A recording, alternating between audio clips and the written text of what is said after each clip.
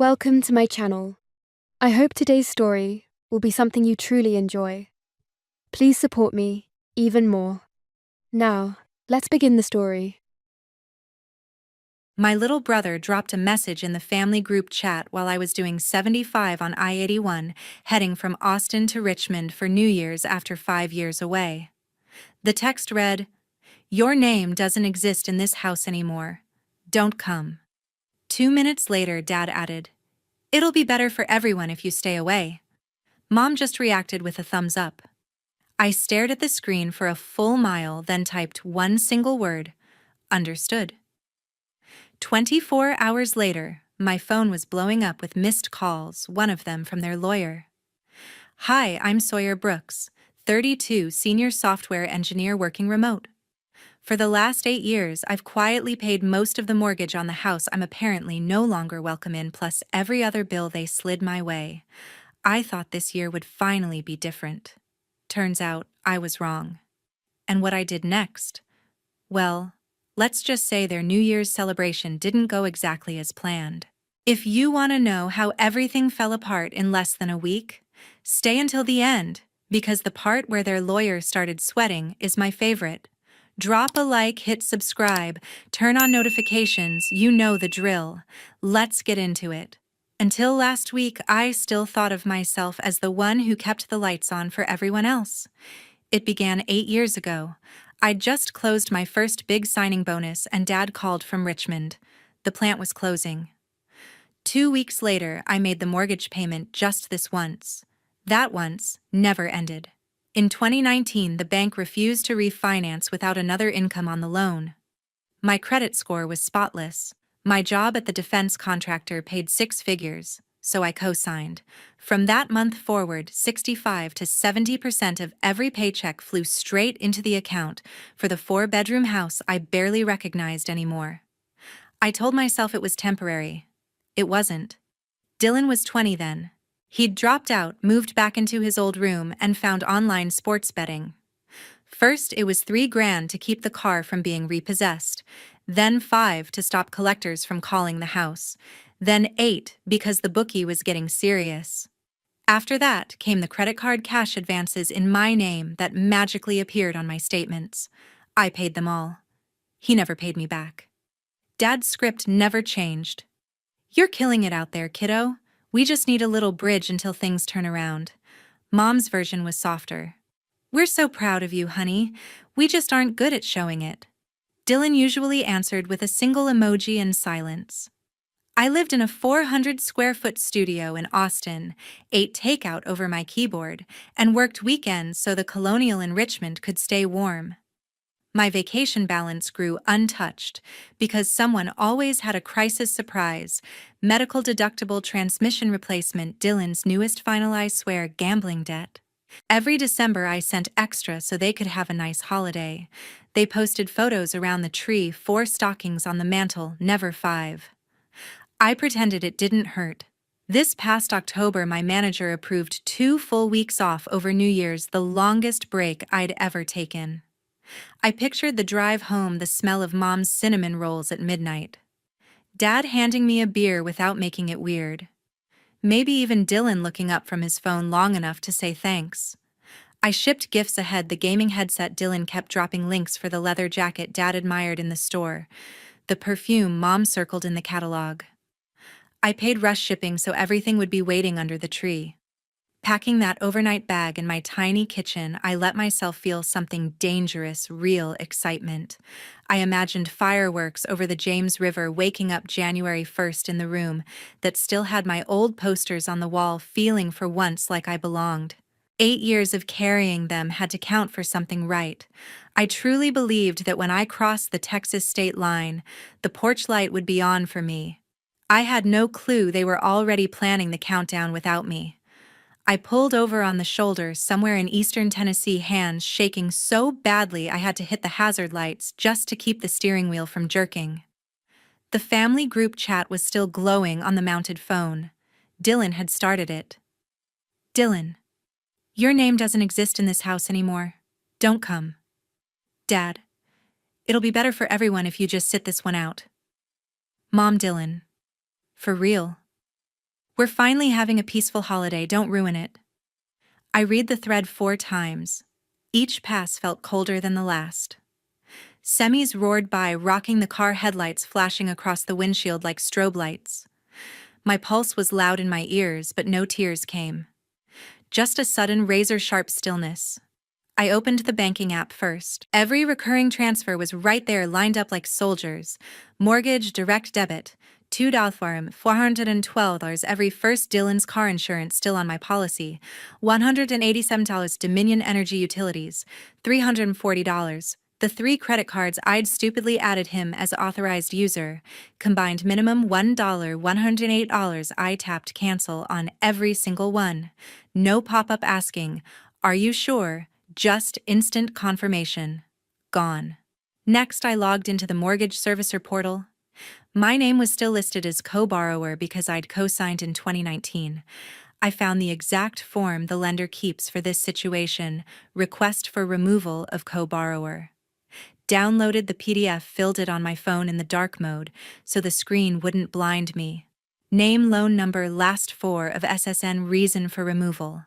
No longer wish to remain financially responsible. Finger signed. It attached a photo of my driver's license. Hit submit through DocuSign. 37 seconds later, the automated reply landed.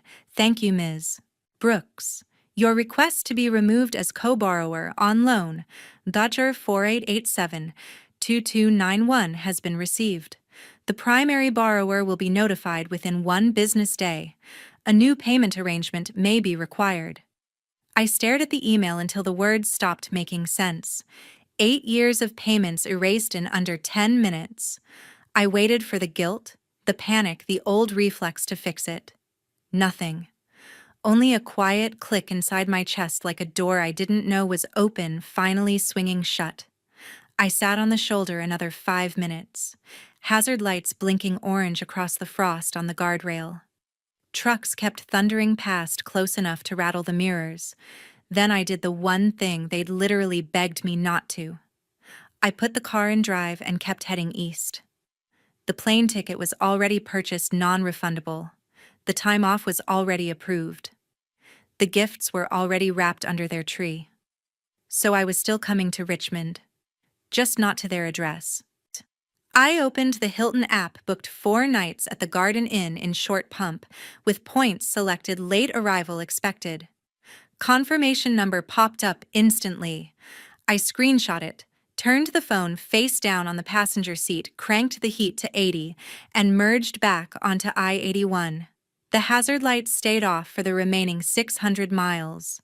The morning of the 29th, I stepped out of the hotel gym at the Hilton Short Pump, sweat still cooling on my skin, when the front desk clerk jogged after me, holding the desk phone like it was on fire. "Ms. Brooks, your room's been ringing nonstop." I finally picked up. "There are some very angry people trying to reach you." I nodded thanks. Rode the elevator to the 6th floor, shut the door behind me, and only then took the phone off airplane mode. 22 missed calls stared back at me. 7 from Dad. 5 from Mom. 8 from Dylan. 2 from a 804 number I didn't know. I dropped onto the edge of the untouched king bed and started playing the voicemails in order. Dad's first one was hoarse. "Call me the second you get this. We have a serious problem." Mom's second was tearful, "Sweetheart, whatever you're upset about, we can work it out. Just talk to us." Dylan's fourth one exploded. "You cut the money and ghost us. You're literally trying to make us homeless." The unknown number was Richard Hensley, the family lawyer I'd never met, but had paid retainers for over the years. His tone was polished ice. "Miss Brooks, Richard Hensley, with Hensley and Associates. I represent your parents in the matter of the property at 1427 Oak Ridge Lane. They've received notice from the lender regarding your removal as co-borrower and are extremely distressed.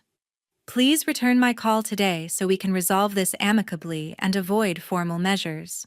I deleted every single message, blocked the new numbers as they tried to ring through again, and slid the phone into Do Not Disturb. Then I walked straight out of the room without changing clothes. I drove downtown, found a spot on Carey Street, and started walking. No itinerary, no clock. Just cold air snapping at my face and holiday lights still strung across the shops. I bought a large latte from Lamplighter, sat on the bench outside, and watched people move in packs, laughing, carrying bags, living lives that didn't revolve around my bank balance. Nobody asked me for anything. Nobody texted an emergency Venmo request. Nobody calculated how much more they could squeeze out of me before the first of the month. A teenager on a skateboard clipped the bench and yelled, "My bad," as he kept rolling. I actually laughed out loud alone on a random sidewalk because nobody in Richmond had called me ma'am since I was 16. I wandered into a boutique I didn't remember existing, tried on a butter-soft leather jacket that cost more than Dylan's last 3 losing streaks combined, and paid cash without even looking at the tag twice. The girl wrapped it like it was glass. I walked out, swinging the bag and feeling weightless. By mid-afternoon, I was down on the Riverwalk, sitting on a cold metal bench watching the James slide past under the Lee Bridge. My phone stayed black. For the first time in 8 years, I wasn't bracing for the next disaster notification. I ate dinner at a tiny sushi counter, ordered whatever the chef recommended, didn't glance at prices once. He slid an extra spicy tuna roll across the bar for the solo traveler with a grin. I left him a 50% tip because tipping big felt like flexing a muscle I'd forgotten I had. Back at the hotel that night, I took the longest, hottest shower on record, wrapped myself in the plush robe, and stood at the window watching red taillights stream both directions on I-64. Thousands of people going somewhere, none of them needing me to make it happen. I realized I hadn't thought about the house on Oak Ridge Lane once since breakfast. The silence from my phone wasn't hollow anymore. It felt solid, protective, mine. The evening of December 30th, I sat cross-legged on the hotel bed in Sweat's laptop balanced on a pillow and began assembling one massive PDF that finally hit 42 pages. I opened 8 years of bank exports, highlighted every single mortgage payment in bright yellow, 52 consecutive months, $2,412 each. Then dragged in screenshots of Dylan's betting apps showing red balances, the Venmo requests tagged emergency. Swear I'll pay back the Zelle notes that just said food, the Apple Cash transfers labeled gas, the same week he dropped $4,000 on NBA parlays. I added the 3 credit card accounts where he was still listed as authorized user, the $9,400 in cash, advances the $14,200 charged to sportsbooks, the $6,800 sent to random crypto wallets that disappeared the next day. I scanned the original cosigner addendum from closing day 2019, the lender's acknowledgement letter, and the DocuSign removal confirmation with its timestamp from the Tennessee shoulder. At the very top, I typed 2 short paragraphs. Ariel 11, no drama. For 8 years, I have covered the majority of expenses for the property at 1427 Oak Ridge Lane while living and working 1,400 miles away. On December 27th, I terminated all financial support. The attached documents explain why. I titled the file Brooks Family Financial Summary, 2019 present.pdf. The private relatives group chat still had 48 members, cousins, aunts, uncles, a few second cousins who barely knew me. Most of them thought I was just the rich one in Texas. I dropped the PDF into the chat with no caption, no emoji, and hit send. The first reaction came in 7 seconds. Cousin Megan Holy. Aunt Linda Sawyer, honey, is all this accurate? Uncle Ray, Greg, Diane. Somebody explain this right now. Cousin Travis posted a screenshot of Dylan's DraftKings account sitting at negative 18,342. Then the private messages started pouring in. Megan, I'm literally shaking. Call me when you can. Aunt Linda, your mom just called me hysterical saying you're trying to make them homeless. Uncle Ray kid, whatever's going on, we're here. Second cousin Jenna, wait. He's been gambling with your cards. Dylan saw the file at minute 10. My phone exploded. 12 straight calls from his number, then mom's cell, then the house landline. I let everyone roll to voicemail. When I finally played one, Dylan was screaming so loud the speaker crackled. "Take that fucking file down now, you have no right to air our business." "You're finished." I left the chat on mute, left the PDF exactly where it was pinned itself to the top by the flood of reactions. By 10:17 p.m., Mom deactivated her entire Facebook account. Dad's profile went blank. Dylan rage posted a black square with the caption, "Some people will burn the world down for revenge," and deleted it 40 seconds later when the comments turned brutal. My inbox kept filling. A great aunt from Mom's side I hadn't seen since I was 12 wrote, "I always wondered why you stopped coming home for holidays. Thank you for telling the truth." Another cousin I barely remembered sent nothing but a string of crying emojis and the words, "I believe you." I ordered truffle fries from room service, ate them straight out of the silver cloche, and watched the group chat scroll like a live news feed. The PDF stayed pinned at the top until morning. 6 p.m. on New Year's Eve, I sat in the far back corner of the same Texas roadhouse we used to sneak into senior year for free rolls and cokes. I had a manila folder on the table thick enough to stop a bullet. Inside were printed copies of everything I'd posted the night before, plus the latest email from the lender confirming the loan was now solely in Dad and Mom's names. They walked in 10 minutes late, scanning the room like they were looking for a lost kid. Dad wore the same tired flannel he'd had since I was in middle school. Mom had tried to cover the crying with extra makeup. Dylan trailed behind in a hoodie hood, up hands jammed in pockets. Dad spotted me first. His shoulders dropped in what looked like relief. Mom rushed over and tried to hug me. I stayed seated. She settled for squeezing my shoulder too hard. Dad started right away. "We can fix this. Just put the payments back on auto and we'll figure out a plan." Mom added quickly, "We love you. You're our daughter. Families fight." Dylan stayed standing, arms crossed. "You embarrassed us in front of everyone. Take the file down and we'll call it even." I slid the folder across the table. This is everything the bank already has. And everything the relatives already saw. I'm not here to negotiate. Dad opened it, flipped a few pages, face going gray. "You can't just walk away from your own house." "It was never my house," I said. "It was the one I paid for." Mom started tearing up again. "We'll lose everything." Before I could answer, the front door chimed and a slow, deliberate tap, tap, tap of a cane crossed the restaurant. Aunt Vivian, Mom's older sister, 80 if she was a day, silver hair in a perfect bun, pearls at her throat, walked straight to our table leaning on her mahogany cane. The entire section went quiet. She didn't sit down without asking, placed a navy blue document folder on the table, and looked at Mom. "Diane, you look terrible. Stop crying in public." Then she turned to me, eyes sharp as ever. "Sawyer, Happy New Year, darling." Mom stammered, "Vivian. This is private, I know exactly what this is." Aunt Vivian opened her folder and slid a thick notarized document across the table so the cover page faced them. "Last Will and Testament of Vivian Elizabeth Whitaker. Dated 3 weeks ago. Signed, witnessed, notarized, the whole deal." She tapped the page with a manicured nail.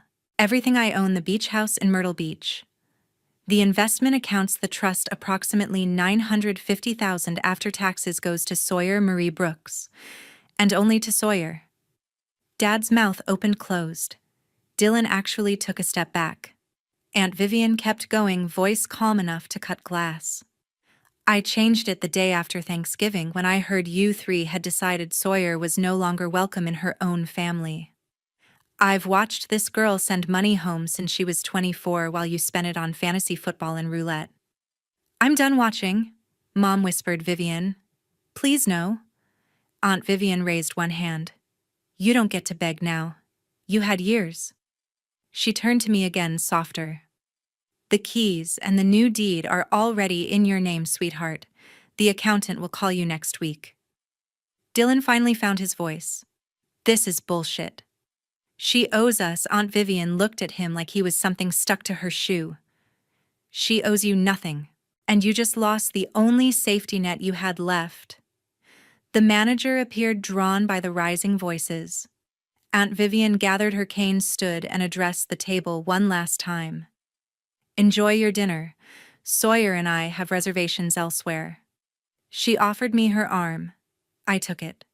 We walked out, past every staring table, past the hostess stand, past the buckets of peanuts, into the cold night air. Behind us, I heard Dylan kick a chair so hard it crashed. I didn't look back. Early May, I opened my inbox to a single email from the mortgage servicer, subject line in bold red, "Final notice. Foreclosure proceedings initiated." The letter was short. Dad and Mom had missed 4 consecutive payments. The lender had accelerated the loan. The house on Oak Ridge Lane was scheduled for sheriff's sale in 32 days, unless the full past due balance plus fees, $58,412.73, was paid immediately. I forwarded it to the accountant Aunt Vivian had put me in touch with. He replied in 6 minutes, expected. Let it run its course. 2 weeks later, the house sold at auction for $298,000. Original mortgage balance after my removal, $312,000. After fees and penalties, they walked away owing the bank $99,000. The colonial I had paid for every month was gone. By the end of June, they were living in a 1-bedroom apartment above a laundromat in the old part of South Side.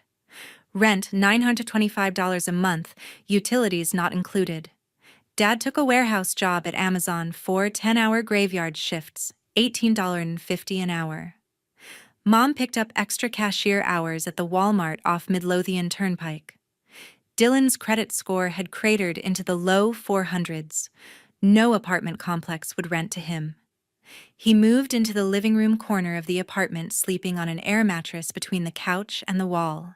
After burning through 5 fast food jobs in 6 weeks, he finally landed night stock at Wendy's, 10 p.m. to 6 a.m., $14 an hour, no benefits. In late March, Aunt Vivian passed quietly in her sleep at the beach house.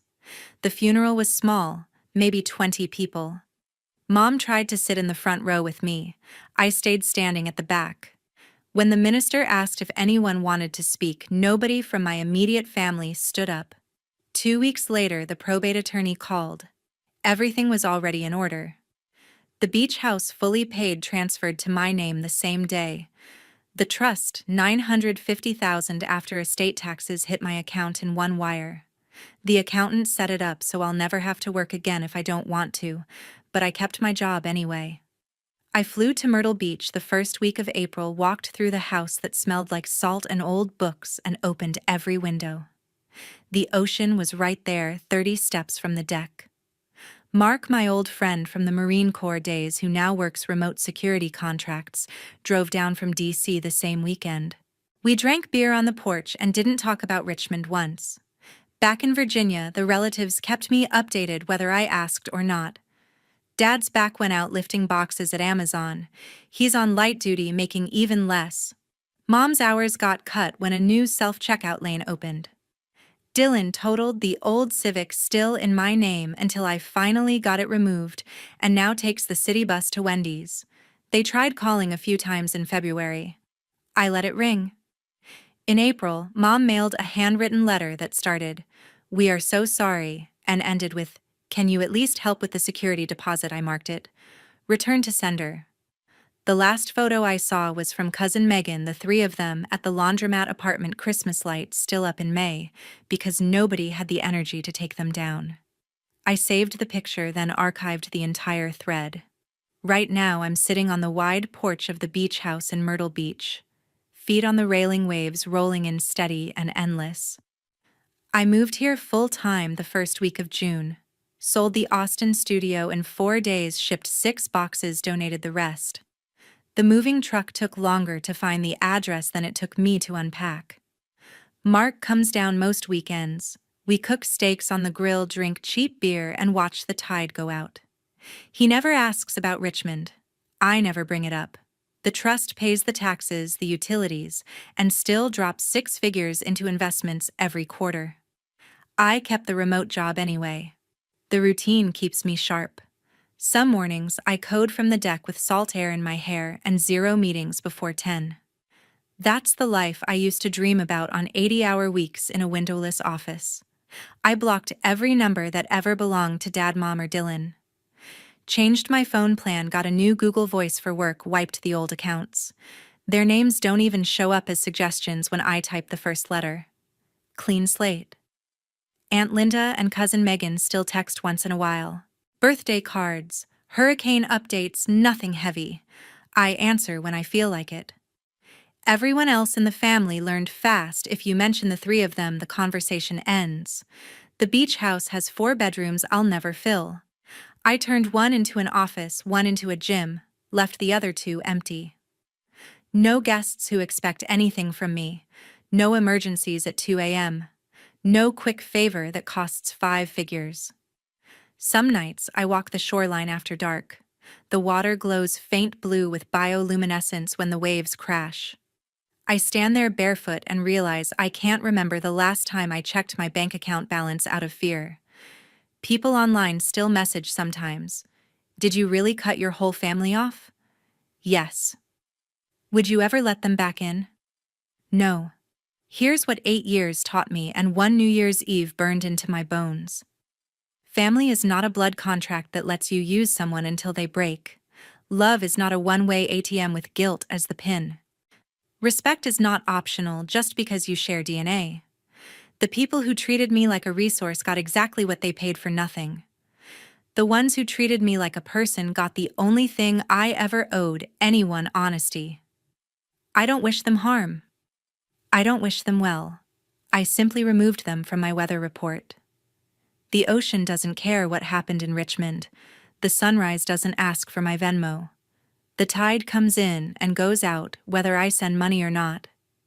And for the first time in my adult life, I'm on the same schedule. If you're watching this and you're the one paying everyone else's bills while they plan parties without you, hear me clearly. You are allowed to stop. You are allowed to walk away. You are allowed to build a life where nobody gets to punish you for having boundaries. Blood makes you related. Respect makes you family. Choose wisely. Thanks for sticking to the end. If this helped even one person hit cancel autopay tonight, it was worth telling. See you in the next one.